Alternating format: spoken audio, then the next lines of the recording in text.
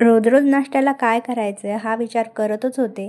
तितक्यात फ्रीज उघडलं आणि बघते तर का हिरवे मटार सोलून ठेवलेले होते.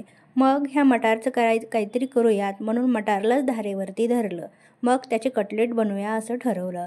हॅलो फ्रेंड्स, मी सोनाली सिंपल रेसिपीमध्ये तुम्हा सर्वांचं खूप खूप स्वागत आहे.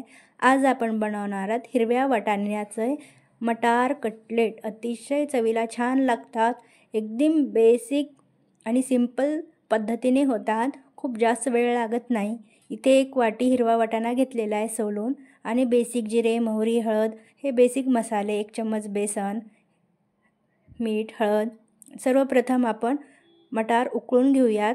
हलकंसं उकळून घ्यायचं आहे 1-2 मिनिट. एक पाणी घ्यायचं आहे गरम करायला, त्यामध्ये 1 वाटी मटार टाकायचं आहे आणि 5-1 मिनिट उकळून घ्यायचं आहे. जसजसं मटार उकळतील तसतसं त्याचा रंग हिरवागार व्हायला सुरुवात होईल. आता 1-2 मिनिट नंतर मटार आपले उकळून तयार आहेत. आता आपण उकळून घेतलेले मटार पाणी निचळून काढून घेऊयात. आता अशा पद्धतीने आपल्याला त्याला साईडला काढून ठेवायचे आणि हलकेसे मटार थंड झाले की त्याला मिक्सरला जाडसर फिरवून घ्यायचं आहे. खूप बारीक करायचं नाही. तुमच्याजवळ खलबत्ता असेल तुम्ही त्यामध्ये देखील कुटून घेऊ शकता. आता थंडीचा दिवस आहे आणि मटारचं सीझन भरपूर आहे, त्यामुळे बाजारामध्ये मोठ्या प्रमाणावरती येतात. आता ह्या फिरवलेल्या मिश्रणाला आपण एका बाउलमध्ये काढूयात आणि अशा पद्धतीने मिक्स करून घेऊयात. आणि त्यानंतर त्यामध्ये 1 चम्मच जिरे टाकायचे आहेत. त्यानंतर मी थोडासा ओवा देखील टाकलेला आहे. तुम्हाला जर आवडत नसेल तर तुम्ही बाकी गोष्टी नाही टाकल्या तरी चालेल. आता इथे मी धने पावडर टाकलेली, त्याचबरोबर हळद, मीठ हे देखील टाकलेलं आहे. आता इथे हिरवी मिरची, आलं, लसूण, कोथिंबीरची पेस्ट बनवून घेतली होती मी, ती त्यानंतर आपल्याला हे मिक्स करून घ्यायचं आहे. आणि आता मी इथे थोडंसं तीळ ॲड करणार आहे, अगदी थोडेसे. तुम्हाला जर आवडत नसेल तर तुम्ही वरून देखील लावू शकता. आता इथे अर्धा चम्मच टाकत आहे मी, अगदी अर्धा चम्मच. आता हे परत मिक्स करायचं आहे. त्याचबरोबर इथे मी बेसन पीठ घेतलेलं आहे. बेसन पीठ इथे मी 2 चम्मच ॲड केलेलं आहे. आता हे सगळं मिक्स करायचं. यात पाणी टाकायची आवश्यकता नाही आहे. आता यामध्ये परत मी थोडंसं लाल तिखट टाकत आहे, कारण की हिरवी मिरची मी एकच घेतली होती. मी मुलासाठी बनवत होते म्हणून मी तिखट फार घालणार नाही. आता इथे 1 चम्मच मी बाजरीचं पीठ घेतलेलं आहे. बाजरीच्या पिठाने छान कुरकुरीतपणा येतो. त्यानंतर इथे चाट मसाला देखील मी ॲड केलेला आहे. आता तुम्हाला आवडत असेल तर तुम्ही यामध्ये कांदा ॲड करू शकता, कोथिंबीर बारीक कट करून ॲड करू शकता. पण माझा मुलगा कांदा खात नाही म्हणून मी त्याला कांदा टाकला नाही. आता त्याला छानसं मळून घ्यायचं आहे.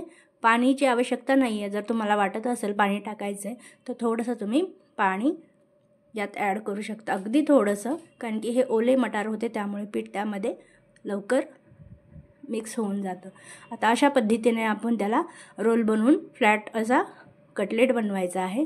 वड्यासारखा शेप द्यायचा आहे आपल्याला. आणि मी वरून थोडेसे तीळ टाकत आहे, जेणेकरून ते दिसायलाही तळल्यानंतर खूप छान दिसतील आणि रंग देखील त्याचा एकदम सुरेख दिसतो. आता अशा पद्धतीने मी बाकीचे सगळे वडे बनवून घेणार आहे.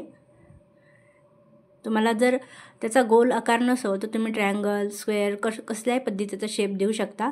पण तीळ लावल्यानंतर हलकंसं त्याला दाबून तीळ लावायचे आहेत, नाहीतर तेलामध्ये तीळ सेपरेट होतील. थोडंसं प्रेस करायचं आहे तीळ लावल्यानंतर. आता अशा पद्धतीने आपले सगळे कटलेट बनवून तयार आहेत. आता आपल्याला तळून घ्यायचं आहे. कढईमध्ये तेल घ्यायचं आहे आणि तेल छान गरम झालं की त्यामध्ये आपल्याला हे कटलेट ॲड करायचे आहेत. आता इथे पहा, मी एक टाकत आहे आणि छानसं याला 5 ते 10 मिनिट तळून घ्यायचं आहे. इथे पहा, कटलेट आपल्याला दोन्ही बाजूंनी व्यवस्थित तळून घ्यायचे आहेत. इथे पहा, आता कटलेटचा रंग किती छान आला आहे. तुम्ही 1 चम्मच जर बाजरीचं पीठ टाकलं ना, त्याने वरचा क्रंच खूप छान येतो आणि चवही खूप छान लागते.